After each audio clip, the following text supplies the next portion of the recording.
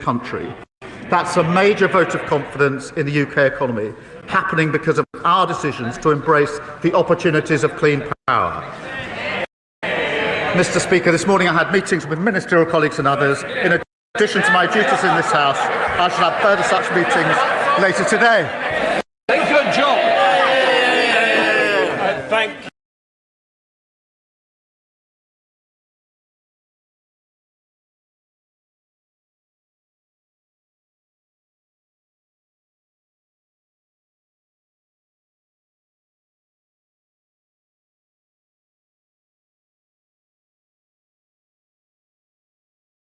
Mr. Speaker, and can I associate myself with the Prime Minister's remarks about remembrance? I particularly remember in 1997 in West Africa, where I somehow managed to survive a bloody and violent attempted coup. So if the Prime Minister wants any ideas about how to do that, he only has to ask. The Prime Minister's questions last week was, Mr. Speaker, an absolute bin fire. So if the Prime Minister is indeed intent on promoting the United Kingdom on the world stage, please can he promise the House that he will never, ever, ever be away on a Wednesday ever again?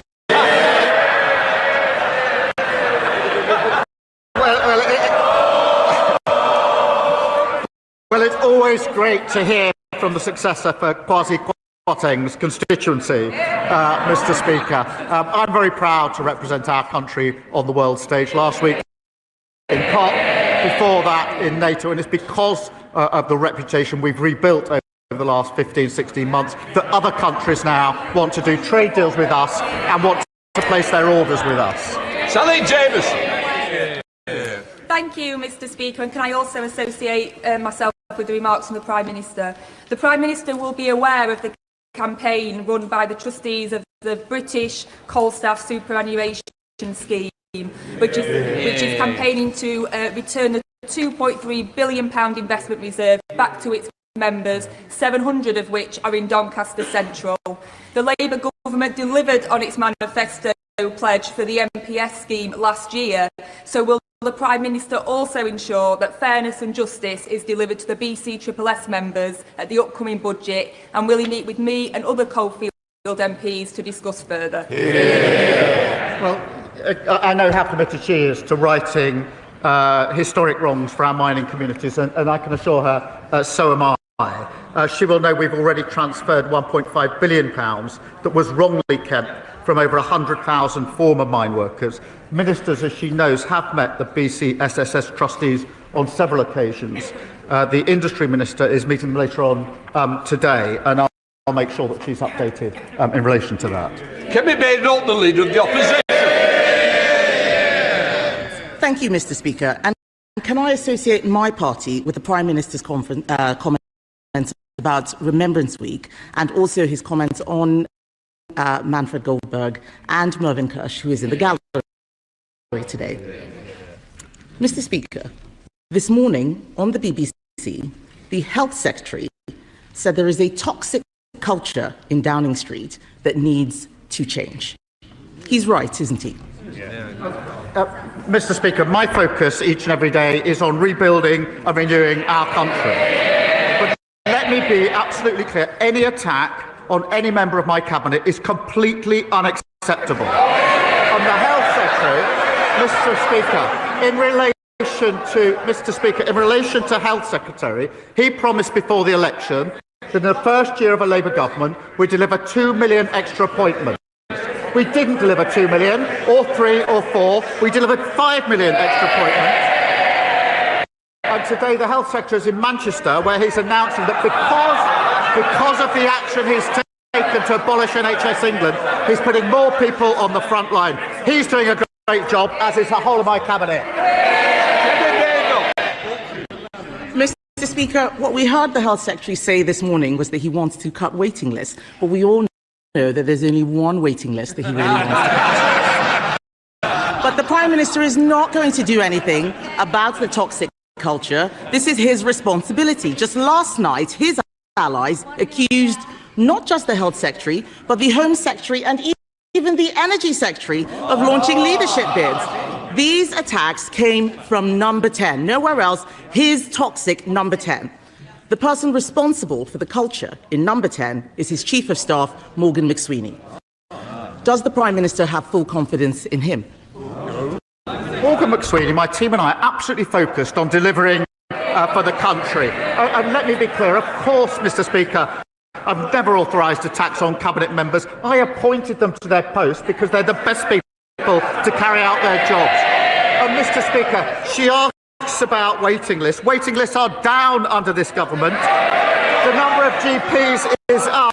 And because we've scrapped NHS England, we're investing on the front line. That's what the Health Secretary is doing today, getting on with his job, and he's doing a very good job too.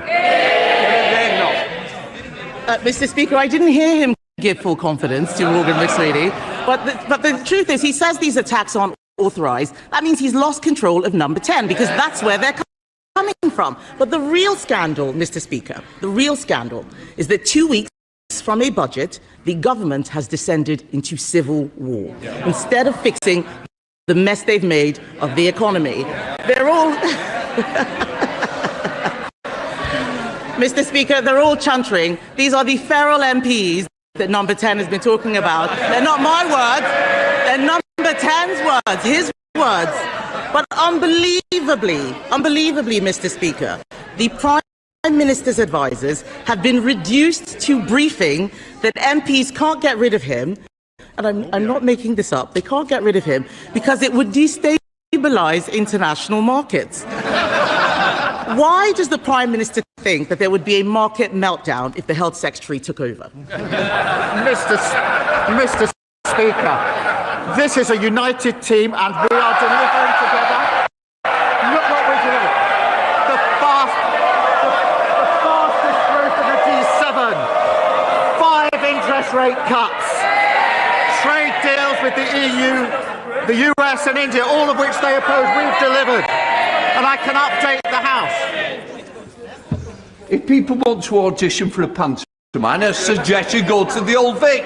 Mr. Speaker, I can update the House. The Bank of England has upgraded growth today. We've secured £230 billion of private investment. And just this morning, I thought she might welcome it, the SSE have announced £33 billion of investment in clean power. That's what this team are delivering for the country, fixing the mess that they left. Mr. Speaker, he's talking about growth and investment. While the Prime Minister desperately tries to cling on to his own job, perhaps he understands what it's like for all those people out there losing their jobs. How can he talk about growth? Yesterday, we learned that unemployment has risen to the same rate as it was in lockdown. 180,000 jobs lost, Mr. Speaker. Why does the Prime Minister think that unemployment has risen every single month since Labour took office? Mr. Speaker, let me give the House the details. 329,000 people more are in work since the start of this year. So 329,000 more are in work. Of course, I accept we need to do more in relation to unemployment. That's why we're transforming job centres, which they opposed. That's why we're working with 60 major businesses to tackle ill health in the workplace and invested £3.8 billion in tailored back-to-work support, which they opposed. I would also remind the Leader of the Opposition, Mr. Speaker, that the average unemployment in the 14 years of her government was 5.4%, higher than the rate today. Mr. Speaker, we left employment higher than it was after the last Labour government.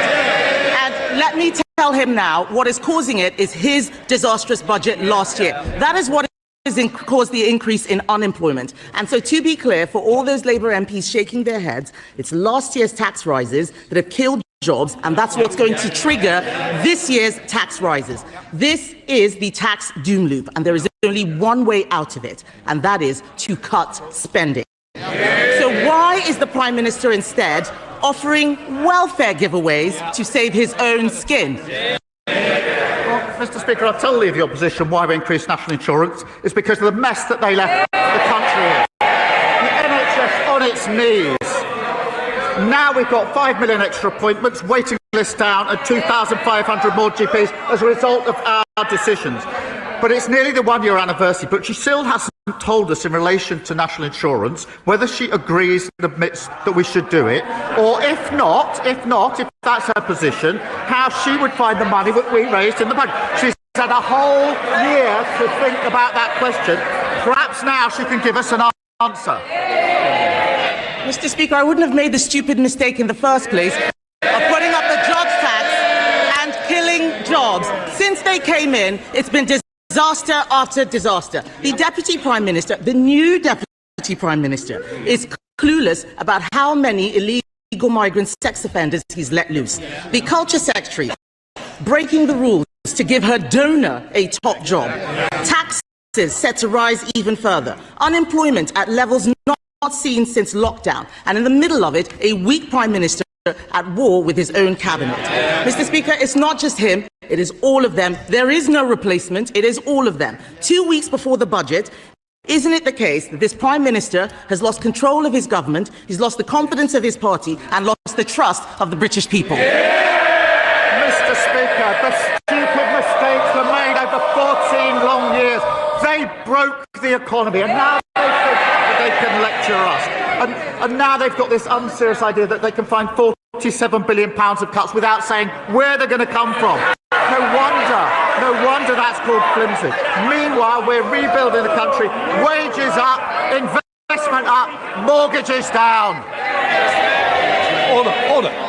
Mr. Phil, you were meant to be a senior person on this front bench. You're meant to set an example. It's certainly a bad one today. Mr. Speaker, despite extra government funding, adult social care services in my community are in disarray. My constituents are also facing a new fire risk because we don't have a fully functioning fire authority.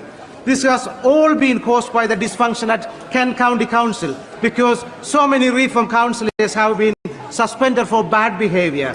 So does the Prime Minister share my concern that reform chaos is a risk to public safety? My sympathy is with the people of Kent whose lives are being disrupted by the staggering incompetence of reform. Mr. Speaker, Kent County Council was supposed to be the blueprint for what reform would deliver across the country. Now we can see what that means. Cutting local services, raising council tax, failing to protect the public. That's all reform have to offer. Grievance, division and total incompetence. Say David, leader of the Liberal Democrats. Thank you, Mr. Speaker. Can I associate myself with the earlier remarks of the Prime Minister and say what a great honour it was to join the royal family at the Cenotaph on Remembrance Sunday to pay our respects to all those heroes who gave their lives for our country. We must never forget the sacrifice they made for our freedoms. Mr. Speaker, a great British institution is under attack from a foreign government. President Trump is trying to destroy our BBC, not because he cares about the truth, but because he doesn't want to get away with his lies. Trump has undermined press freedom in America. Now he's trying to do the same here, disgracefully egged on by the leader of reform. So will the Prime Minister tell President Trump to drop his demand for $1 billion settlement from the BBC? And will he guarantee that President Trump will not get a single penny from British licence fee payers? Let me be clear, I believe in a strong and independent BBC. Some would rather the BBC didn't exist. Some of them are sitting up there. I'm not one of them. In an age of disinformation, the argument for impartial British news service is stronger than ever. And where mistakes are made, they do need to get their house in order, and the BBC must uphold the highest standards, be accountable and correct errors quickly. But I will always stand up for a strong, independent BBC. David. Mr. Speaker, the Prime Minister is right that the BBC's independence and impartiality are absolutely crucial. That's why we must stop President Trump from undermining them. But President Trump's not the only one, Mr. Speaker. The last government spent years undermining the BBC's independence and impartiality. They put two Conservative cronies on the BBC board. One has had to resign, the other's still there, but he's been repeatedly accused of interfering in editorial decisions and staff appointments. Robbie Gibbs should have no role in appointing the next Director General. And given the Royal Charter gives the government the power to remove him, will the Prime Minister sack him now? Well, Mr. Speaker, I certainly agree with the comment that the last government undermined the work of the BBC. They undermined pretty well everything they did in 14 years. Mr. Speaker, I'm not going to go into the individual runnings of the BBC. I'm a strong supporter of the BBC in the terms I've already set out. Don't puppy. Thank you. Mr. Speaker, this is Care Leavers Month, when we remember the resilience and the brilliance of our young people who have grown up in care. And I was delighted to welcome a group of Southampton's care leavers to share their views with the Minister recently. But while this Labour government is taking real action to support care leavers, a Reform councillor has disgracefully described children in care as downright evil. Will the Prime Minister, he said it, will the Prime Minister, and I hope the whole House, join me in condemning Reform's vile rhetoric, and will he reassure us that this Labour government will continue to support the protections and opportunities for all our care leavers? Well, Mr. Speaker, November marks the first ever Care Leavers Month. And that is a time to recognise that every child deserves support to achieve their potential. And through our landmark Children's Wellbeing Bill, we're requiring every local authority to help care leavers find secure accommodation. It saddens me that the parties opposite voted against it. The comments about children in care being evil are utterly appalling. And now the member for Clacton has heard them. I'm sure he'll want to condemn them right now. Nigel Farage. Thank you, Mr. Speaker. No, I've only got 30 seconds. The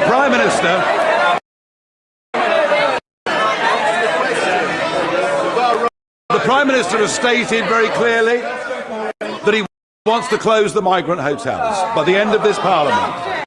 Well, the Reform-led West Northamptonshire Council, brilliantly led council, will be issuing foreclosure notices on 3 migrant hotels within the next few days in response to grave public concern about the safety of women and girls on the streets of West Northamptonshire. Would the Prime Minister approve of us speeding up the closure of the migrant hotels? Yeah. Mr. Speaker, we will grit the mess we inherited and close every hotel. At their peak, under the previous government, there were 400 hotels. Now there are only 200 remaining. But he says he doesn't have time to condemn the comments calling children in care evil. He's also not had the time, it appears, to condemn the racist comments of his own MP. Utterly spineless. Jeff Smith. Thank you, Mr. Speaker. Last week I visited the new diagnostic centre at Withington Community Hospital, and as well as the 85,000 new appointments it's going to create, I was really pleased to see the new solar panels and heat pumps being designed into the building. So in the week of COP, and can I thank the Prime Minister for his climate leadership and attending COP, in the week of COP, what more can we do to ensure that new public buildings have green energy designed into them? Well, Mr. Speaker, I was very proud to attend COP last week, and the UK is leading on tackling climate change, delivering energy security and getting bills down and generating hundreds of jobs across the country. We're investing over £250 million to put rooftop solar on schools, hospital and military sites across the country, and that will deliver £400 million of savings to renew our public services. Angus MacDonald.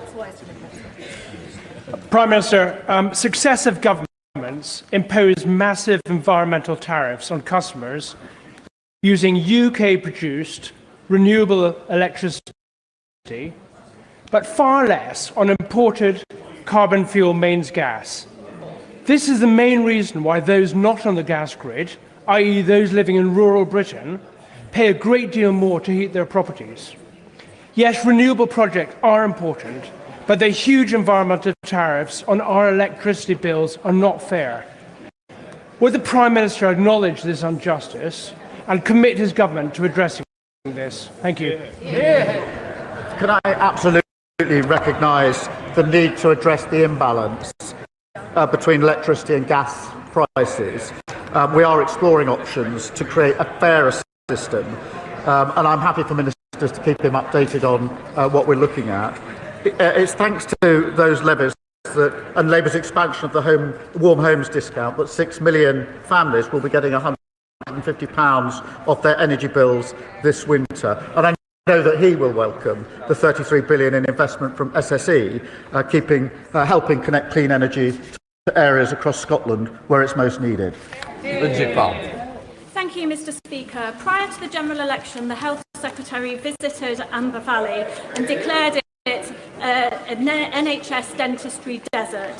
Since then, I've secured £240,000 of additional funding, encouraged my constituents to access the 16,300 emergency appointments in Derbyshire, and last week secured thousands of extra UDAs. But there is more to do. So can the Prime Minister update me on the progress of the contract negotiations with the BDA and the timescale that the department is working to? Well, Mr. Speaker, I'm appalled that we inherited such a situation where tooth decay is the most common reason where children between 5 and 9 are admitted to hospital. Every children's hospital under their watch going in 5 to 9. I was very shocked when I heard this the first time at Alderhay Hospital up in the northwest, that more children being admitted to have their teeth taken out because they're rotting between the ages of 5 to 9 than any other operation. That was their record. They should just be ashamed of it. Ashamed of it. It's why I'm determined to rebuild NHS dentistry. I can confirm that discussions are underway with the sector, including the British Dental Association, on fundamental reform to the dental contract to get her constituents the care that they need and that they deserve. Thank you, Mr. Speaker. Jehoot's pharmacy has been responsible for repeated closures, leaving staff unpaid and residents without access to vital medicine. Unfit pharmacy owners like Sajid Jehooti, who has severely neglected patients and staff in West Dorset and across England, should not be running our care system.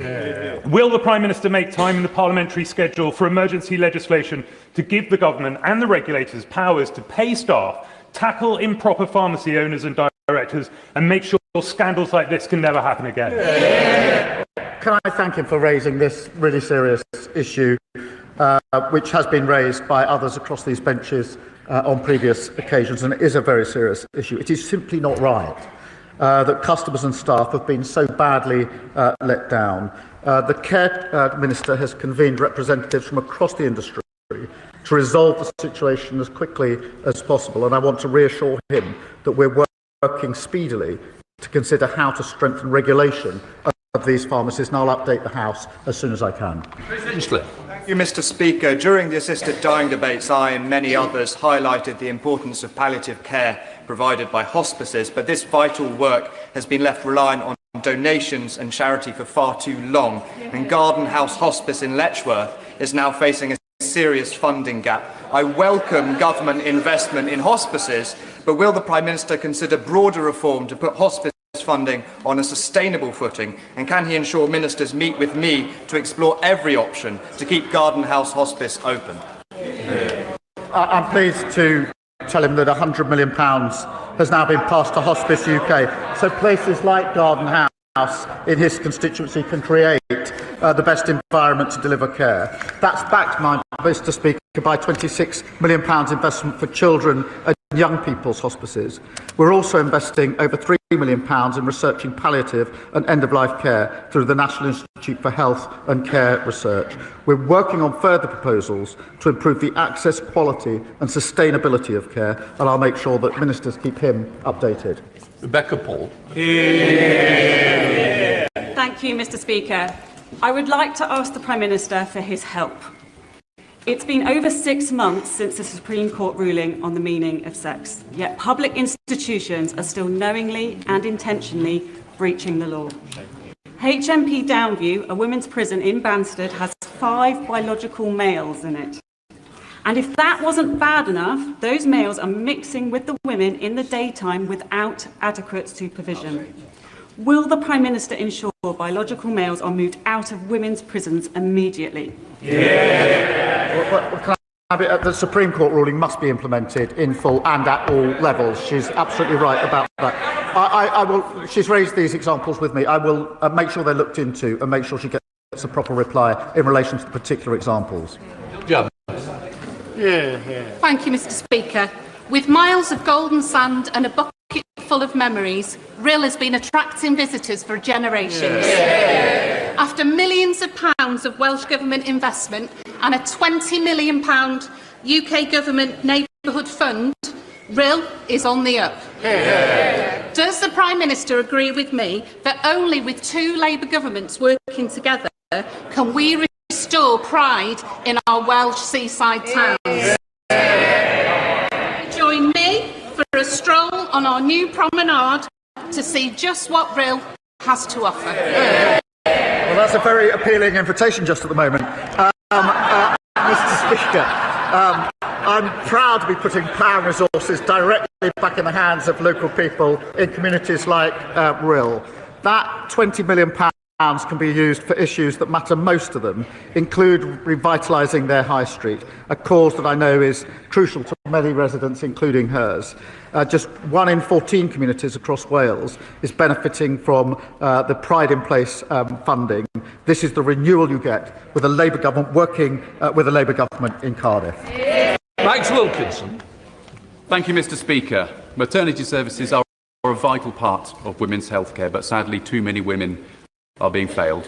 At Cheltenham General Hospital, the Evita Birth Centre was temporarily closed for labour and births back in 2022. Last week, we learned that there will be no decision about a potential plan for reopening it until spring next year. Does the Prime Minister agree with me that 4 years is far too long to ask local mums-to-be to wait? And can he give me reassurance that a temporary downgrade that was made under the Conservatives will not become permanent under his government? Can I tell him that our starting point is that we must always make sure that every mother is heard, understood and gets the quality of care that is needed. The Independent National Maternity Investigation and Local Health Needs Assessment are due to report in spring of next year, as he says. It's right that the recommendations of both of them are closely considered in any decision for Cheltenham, and I'll make sure that he's kept updated as that rolls out. Jim Dixon. Thank you, Mr. Speaker. Can I say that I've long thought that both you and the Prime Minister would suit a magnificent moustache, and I'm sure you'd be capable of growing a better one than this. Many of us men in this House and outside are growing our tash out this month to highlight the need for our health system and men ourselves to address preventable and treatable conditions to which all men are vulnerable, including prostate cancer, testicular cancer and mental health conditions such as depression. Does the Prime Minister agree that the forthcoming first ever men's health strategy, soon to be published, must lead to a major step change in the way our country helps men stay well? Well, as he knows, my number one priority is growth, so I'm very glad to see his upper lip. He's obviously championing this himself. And can I send my best wishes to everyone growing moustache this November?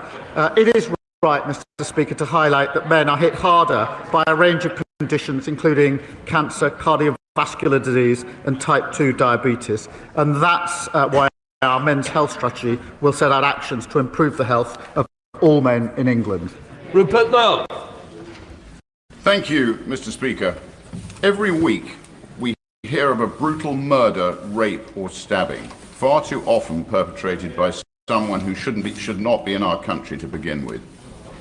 Does the Prime Minister agree that for cases where the guilt is so undeniable, the crime so monstrous, the evil so irredeemable, the reintroduction of the death penalty for both foreign and domestic criminals should be put to the British people in a legally binding referendum. Can I first say that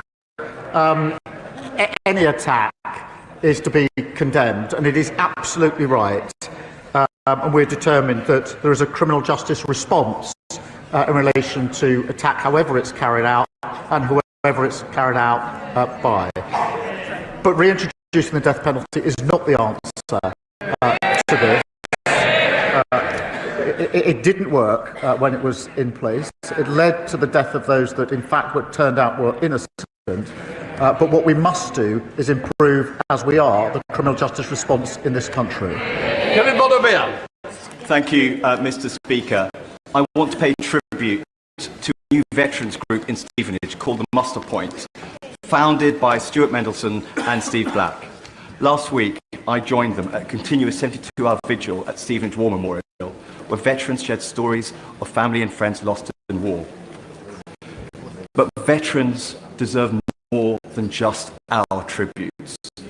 So will the Prime Minister commit to working with veterans in Stevenage and across the UK in delivering this government's new veteran strategy in full?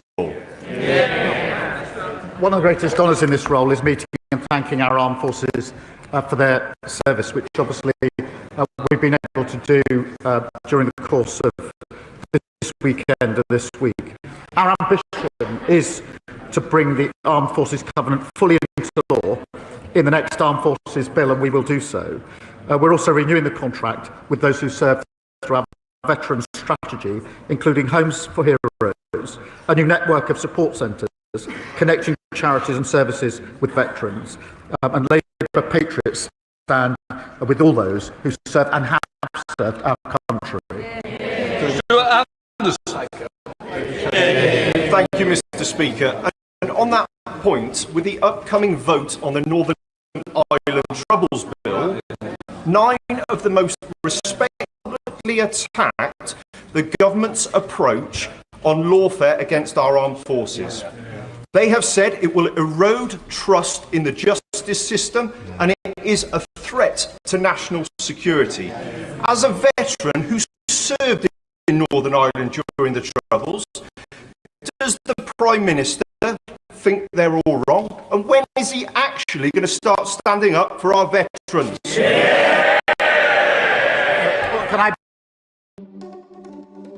Got a great business idea? Give it a domain name from GoDaddy. Every order comes with our effortless AI experience, GoDaddy Aero, which will generate a logo, landing page, and more for you in just a few clicks.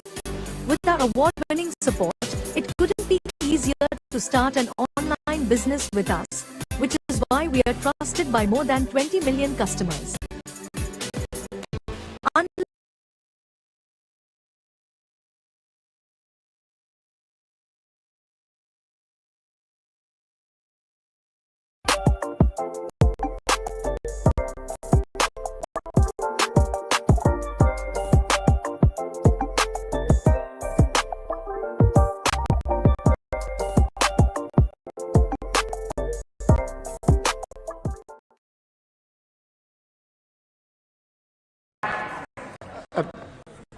Can I begin by thanking him for his service to our country? And when for them, of course, I respect their service and their views, and will do so. We are having to get rid of unlawful legislation and putting in place a system with clear rights and protections for veterans, and we'll continue to try to get that balance right. Thank you very much, Mr. Speaker. 4 years ago, I brought in a private member's bill to ban the sale of wet wipes with plastic in. Cause fatbergs in our sewers and millions of pounds on our water bills for all of our constituents and pollute rivers and seas. This government promised to bring in this ban and is doing so now. Will the Prime Minister join with me on celebrating a Labour promise delivered and share the message that we should always bin wet wipes and other wipes, not flush them? Well, can I commend her? She's been a long-standing campaigner on this important issue, and the public is rivers and seas. Alongside tough new powers to combat pollution, this ban will put an end to plastic wet wipes that litter our beaches, clog up our sewers and harm wildlife. David Chadwick. Thank you, Mr. Speaker. Lloyds Bank have over 31,000 customers in my constituency, and yet many of those customers, particularly the elderly and the vulnerable, are struggling to get out their own cash. That's because Lloyds have closed their branches in Bracken, in Prestine, in Ustragan-Lice, and before the end of this month, in Pontower. That's despite making billions in profits and paying their CEO £5 million. Will the Prime Minister write to Lloyds Bank and ask them to keep that last branch in Pontower open? Well, I'm grateful to him for raising that, and I'll look at the particular example that he's raised. As he will know, we're rolling out hubs. Some are already in place and more to come, and I'll happily update him on where they're likely to be. Final question, Richard Quigley. Thank you, Mr. Speaker. Following the work of our APPG for eating disorders, I was horrified to hear that 19-year-old Lily Cliff, who suffers from anorexia, has been placed on an end-of-life care pathway after one of the Doncaster and Southumberland NHS Foundation Trust obtained a court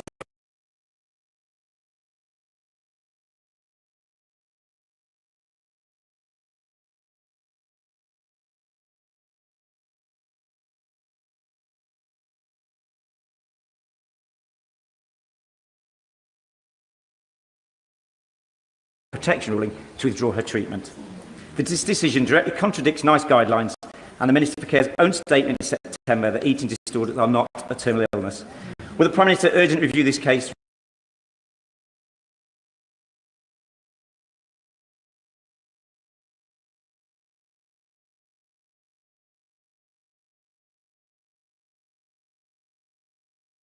Ensure that Lily and her family receive the support they need, and that Lily is given every possible chance that suffering from an eating disorder is not a terminal illness.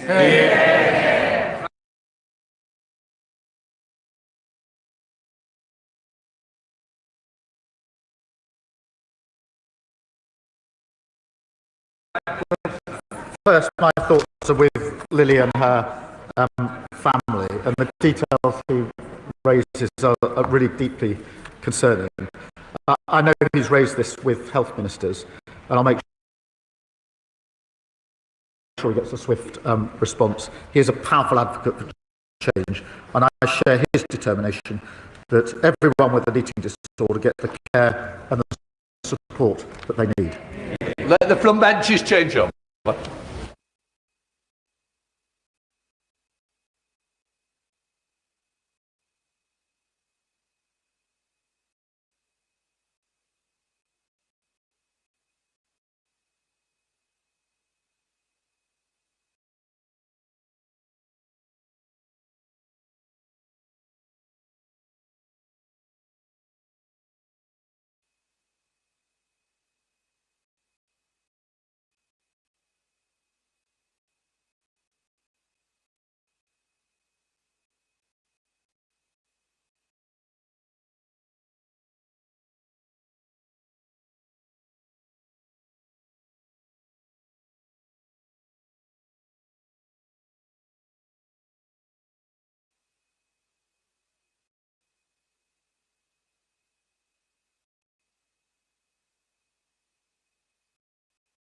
We now come to the urgent question.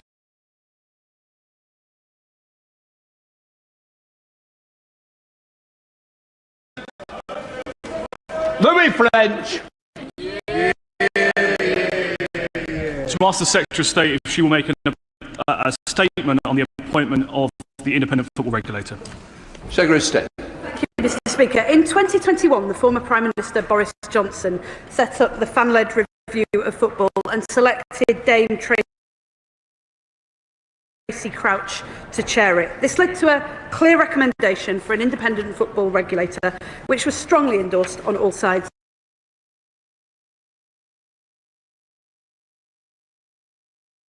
of this House.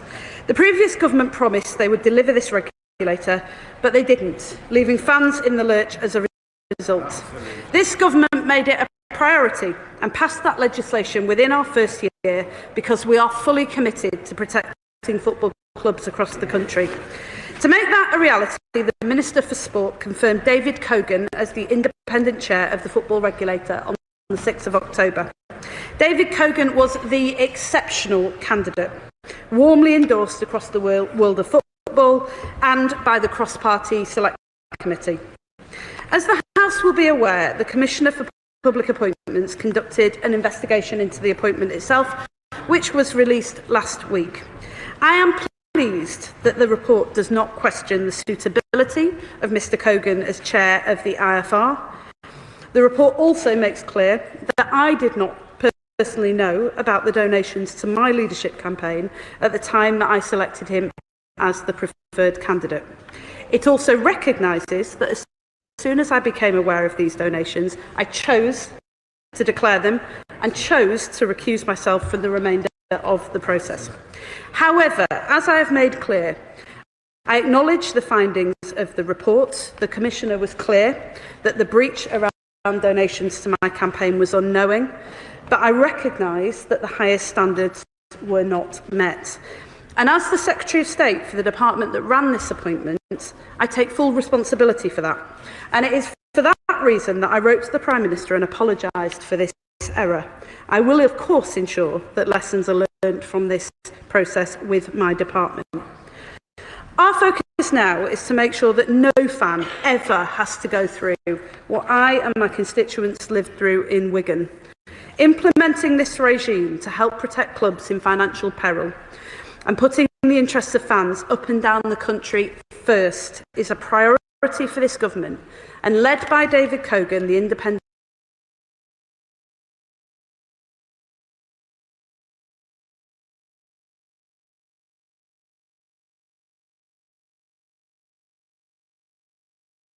football regulator will get on with the job.